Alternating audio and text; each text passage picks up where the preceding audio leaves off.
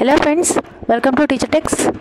నిన్నటి వీడియోలో మనం DSET మోడల్ క్వశ్చన్ పేపర్లో గణితానికి సంబంధించిన కొన్ని ప్రశ్నలను అయితే చూడడం జరిగింది. ఈరోజు మరికొన్ని ప్రశ్నలను పరిశీలిద్దాం. దీనిలో భాగంగా నెక్స్ట్ క్వశ్చన్, రేఖీయ బహుపది ax+b యొక్క శూన్య విలువ, దానికి డైరెక్ట్గా ఫార్ములా ఉంటుంది -b/a. దాన్ని అయితే ఈ విధంగా నేను ఆన్సర్లో ఒక స్టెప్లో వేసి చూపించాను.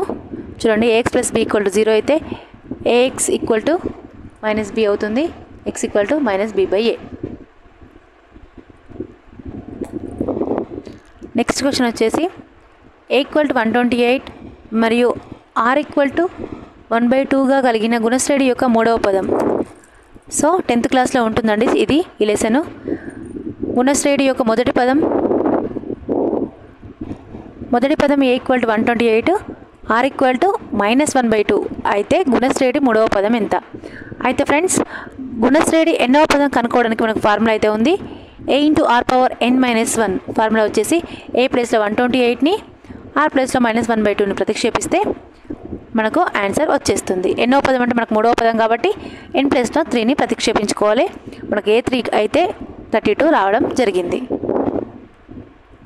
నెక్స్ట్ క్వశ్చన్ వచ్చేసి, వర్గ సమీకరణం 2x² - 4x + 3 = 0 యొక్క మూలాల స్వభావం.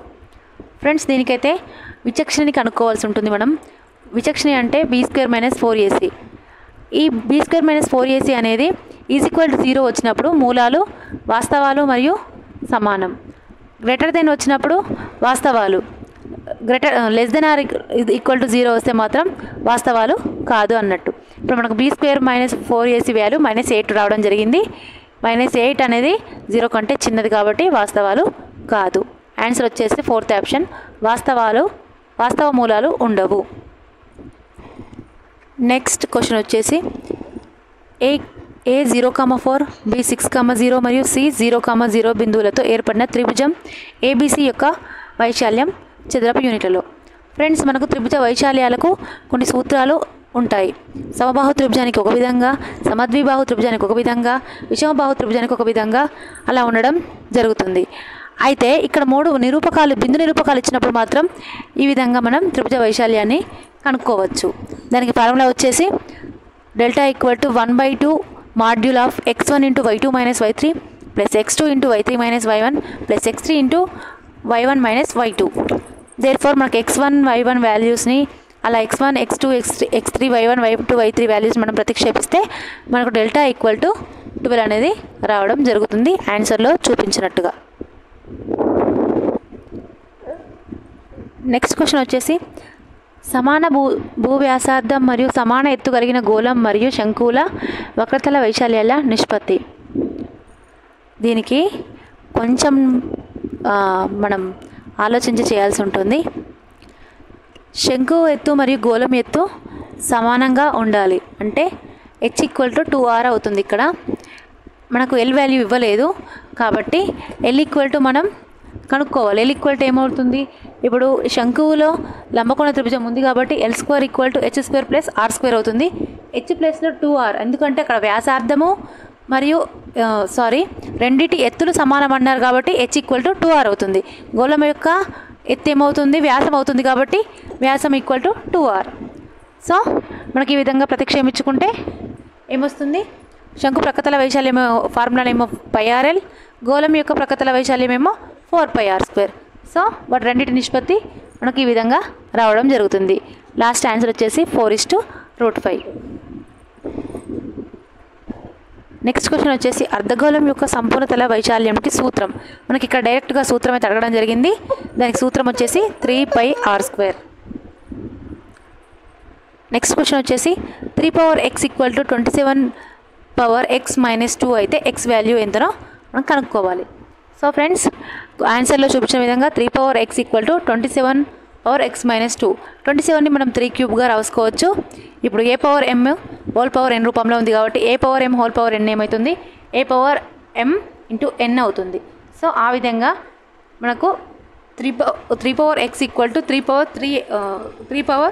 3x - 6 అవుతుంది. భూములు సమానం కావున ఘాతాలను సమానం చేసుకోవాలి. x = 3x - 6, therefore x value వచ్చేసి 3.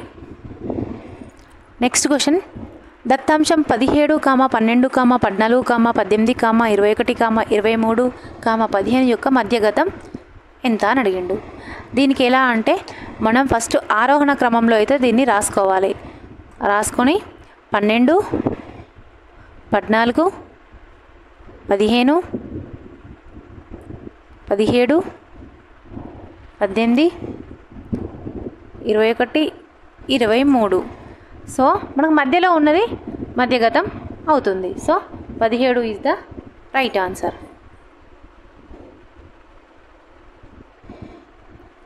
నెక్స్ట్ క్వశ్చన్ వచ్చేసి -4, 6, 3, -3 మరియు 7, -6 శీర్షాలుగా గల త్రిభుజం యొక్క గురుత్వ కేంద్రం ఎంత?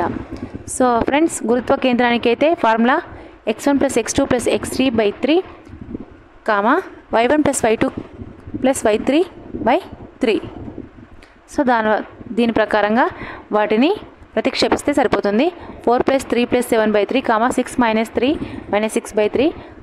దీని ద్వారా మనకు 2, -1 అనేది గురుత్వ కేంద్రం రావడం జరిగింది.